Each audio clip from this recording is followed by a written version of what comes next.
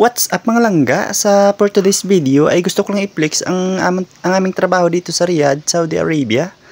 So, nandito pala kami nagtatrabaho guys sa Security Forces Hospital dito sa Riyadh. So, ayan.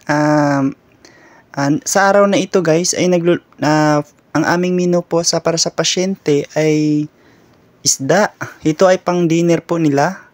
So, ayun. Ang ginagawa namin ay grill muna ito ng pampawala ng lansa. Tapos nitong i-grill ay lulutuin na doon na sa oven ang final cooking nito. Ayan, kasama kong Pilipino guys dito sa trabaho sa hapunan schedule.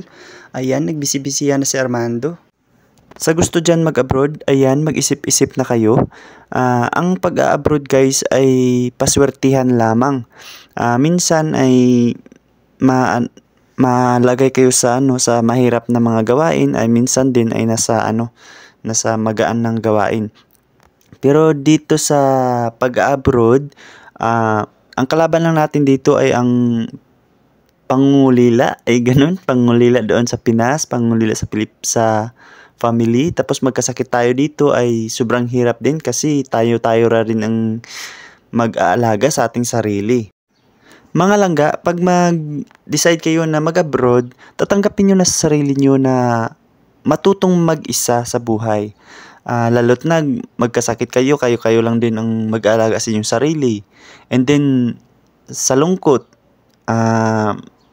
may mga kasama ka ring mga Pilipino, pero iba rin pag pamilya or relatives yung kasama mo. Tatanggapin mo na sa lahat ng mga bagay na ikaw lang yung mag-isa. Alam niyo ba mga langga, noon pag marinig ko yung abroad na tinatawag, ay napaisip ako na ang abroad ay maraming pera. Ang abroad ay hindi maubusan ng pera.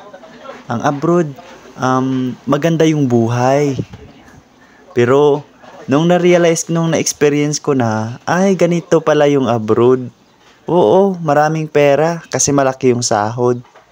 Pero, ang kapalit naman nito, ay ang mahiwalay ka sa iyong pamilya at ang magiging mag-isa sa loob ng ilang mga taon.